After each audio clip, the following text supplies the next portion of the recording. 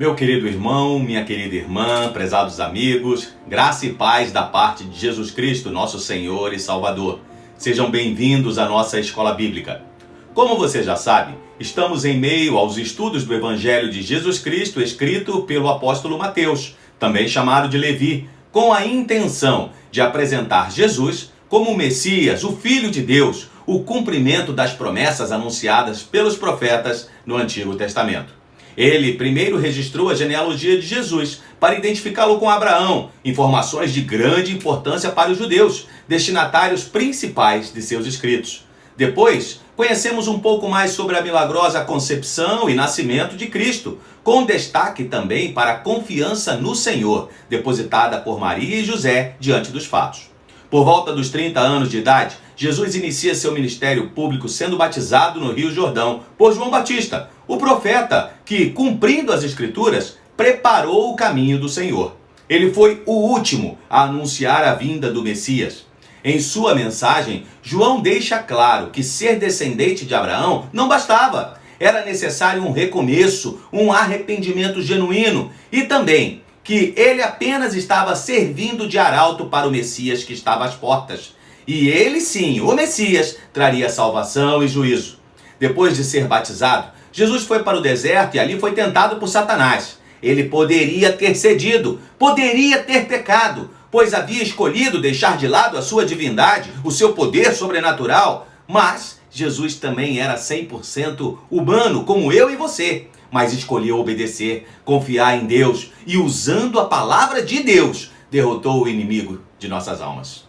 Mateus encerra o capítulo nos dizendo que Jesus percorria toda a Galileia, ensinando nas sinagogas, pregando o evangelho do reino e curando todo tipo de doenças e enfermidades entre o povo, fazendo um pequeno resumo das coisas maravilhosas que ele irá detalhar ao longo do seu evangelho.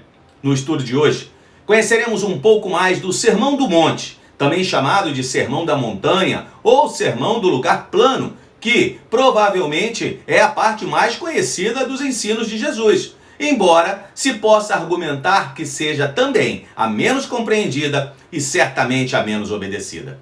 Jesus anunciava o Evangelho, ou seja, a boa notícia de que o reino de Deus entre os homens havia sido inaugurado. E agora, no Sermão do Monte, ele escreve que arrependimento e retidão fazem parte deste reino. Isto é, descreve como ficam a vida e a comunidade humana quando se colocam sob o governo da graça de Deus.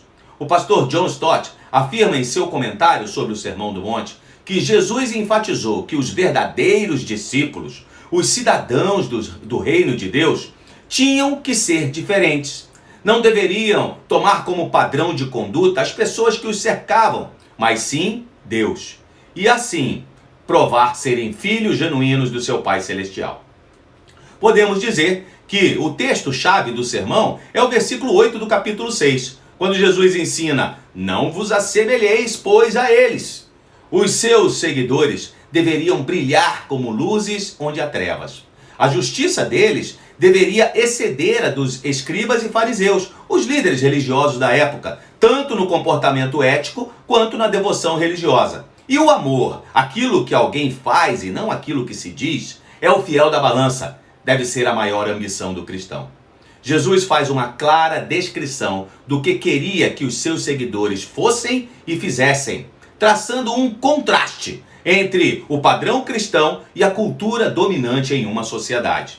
Você vai perceber que ao longo do seu ensino, Jesus faz comparações não apenas com os gentios, aqueles sem religião, mas também com escribas e fariseus, denunciando a moral ética casuística dos primeiros e a devoção religiosa hipócrita dos segundos. A mensagem de Jesus para aqueles que o ouviam é a mesma para nós hoje em pleno século XXI.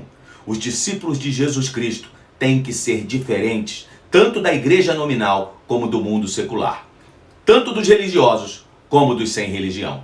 Segundo Henry Ellison, renomado professor e estudioso da Bíblia, não há fundamento para pressupor que tudo que está registrado aqui por Mateus precisa ter ocorrido em uma única ocasião, num determinado dia e hora específicos. Alexander Bruce, outro nome de grande relevância no estudo da palavra de Deus, acrescenta ainda que Jesus poderia ter reunido consigo os discípulos no monte para uma espécie de acampamento de verão. Por isso, não chamava aqueles capítulos de Sermão do Monte, expressão que foi usada pela primeira vez por Agostinho, mas de Ensinamentos do Monte. Quero mencionar também que Lucas faz um registro de um sermão semelhante em seu evangelho, consideravelmente mais curto, revelando de imediato que não são idênticos. No entanto, existem muitas semelhanças entre eles, que podem sugerir que sejam versões de um mesmo sermão.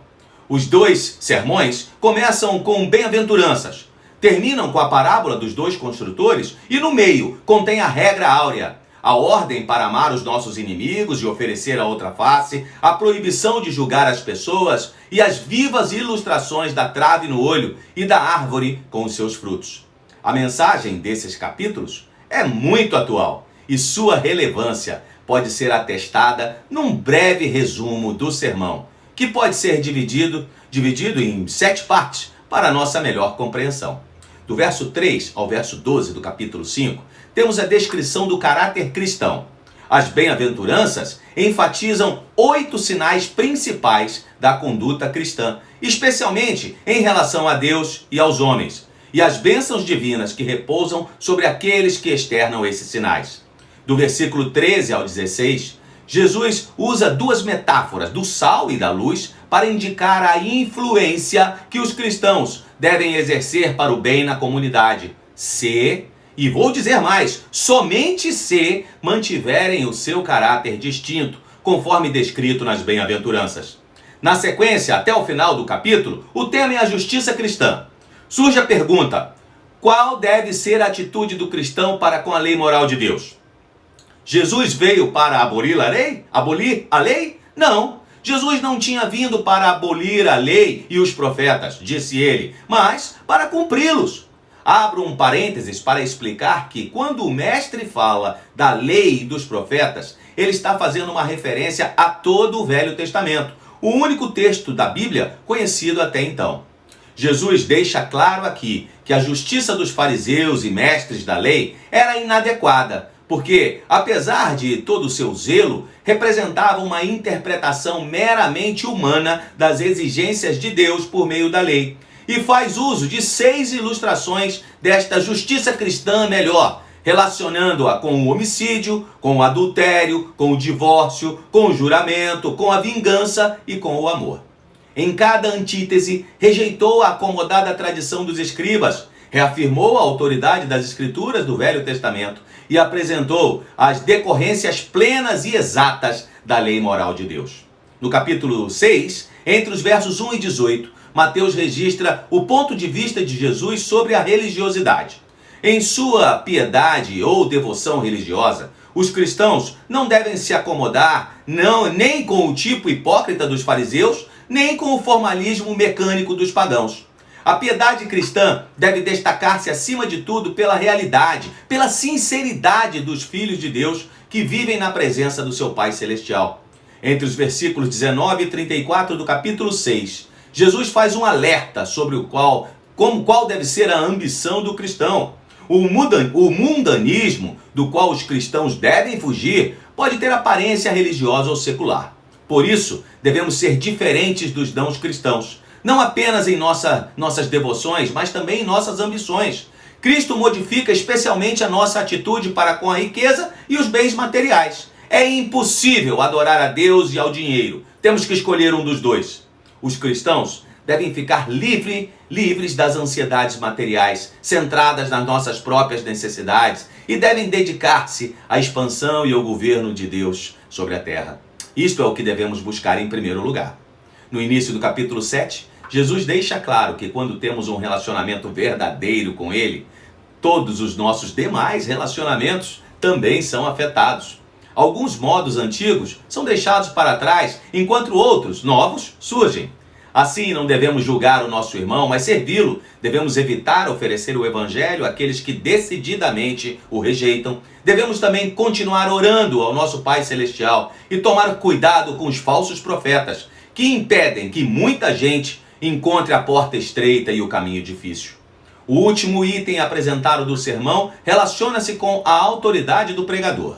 Não basta chamá-lo de Senhor ou ouvir os seus ensinamentos. A questão básica é se nós somos sinceros no que dizemos e se fazemos o que ouvimos.